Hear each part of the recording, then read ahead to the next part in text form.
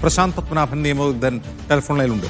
പ്രശാന്ത് പത്മനാഭൻ, ഒരു നീതിയുടെ അടിസ്ഥാന ധാർമ്മികതയ്ക്കെതിരായ ഒരു ബില്ലാണിത് തോന്നുന്നു. അറസ്റ്റ് ചെയ്യപ്പെട്ടാൽ തെരഞ്ഞെടുക്കപ്പെട്ട സ്ഥാനത്ത് നിന്ന് മാറ്റുക, ഭരണഘടനയുടെ ഏത് വകുപ്പാണ് ഈ 3 ബില്ലിലൂടെ ഇവർ ഭേദഗതി ചെയ്യാൻ പോകുന്നത്?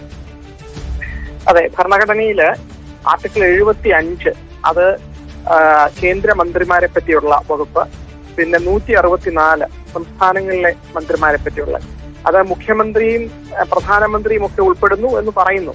പക്ഷെ ഇതിൽ നമ്മൾ മനസ്സിലാക്കേണ്ടത് ഈ ഏജൻസികളൊക്കെ ഇപ്പം ഗവൺമെന്റിന്റെ ചട്ടുകം പോലെ പ്രവർത്തിച്ചുകൊണ്ടിരിക്കുന്ന ഒരു സമയമാണ്.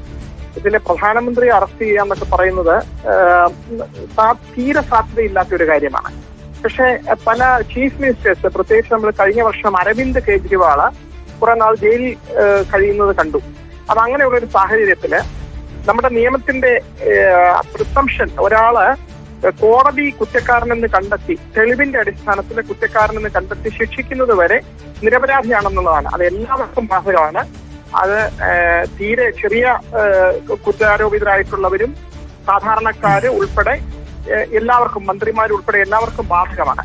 അപ്പോൾ അത് നേരെ തിരിച്ച് പ്രിസംഷൻ, മന്ത്രിമാരാണെങ്കിൽ 30 ദിവസത്തിൽ കൂടുതൽ, 5 വർഷത്തിൽ കൂടുതൽ ശിക്ഷ കിട്ടാവുന്ന ഏതെങ്കിലും ഒരു കേസിൽ കണ്ടിന്യൂസ് ആയിട്ട് 30 ദിവസം കസ്റ്റഡിയിലാകുകയാണെങ്കിൽ കോടതി എന്തോ കുറ്റം കണ്ടെത്തിയ രീതിയിലാണ് ഈ നിയമം അവതരിപ്പിച്ചിരിക്കുന്നത്. അതായത് 30 ദിവസത്തിനകത്ത് കോടതി കസ്റ്റഡി മാറ്റുന്നില്ലെന്നുണ്ടെങ്കിൽ അതിന്റെ അർത്ഥം കോടതി അതിനകത്ത് സീരിയസ് ആയിട്ട് എന്തോ കണ്ടു, അതുകൊണ്ട് ആ സ്ഥാനം തെറിക്കും.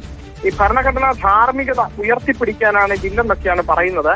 പക്ഷെ അതിന്റെ പ്രത്യക്ഷത്തിൽ അത് ഈ പ്രാക്ടിക്കലായിട്ട് പ്രയോഗത്തിൽ വരുമ്പോൾ അന്വേഷണ ഏജൻസികള് കേന്ദ്ര ഗവൺമെന്റിന്റെ കയ്യിലായതുകൊണ്ട് പ്രതിപക്ഷത്തിരിക്കുന്ന മന്ത്രിമാരെയോ മുഖ്യമന്ത്രിയോ ഒക്കെ അറസ്റ്റ് ചെയ്യാൻ, ഇപ്പം ED പോലുള്ള സംവിധാനങ്ങൾ ഉപയോഗിച്ച് ചോദ്യം ചെയ്യുകയോ അറസ്റ്റ് ചെയ്യുകയോ ഒക്കെ ചെയ്തു കഴിഞ്ഞാൽ നമ്മുടെ നിയമ സംവിധാനം വളരെ പതുക്കെയാണ് മുന്നോട്ട് നീങ്ങുന്നത്, എല്ലാവർക്കും അറിയാം.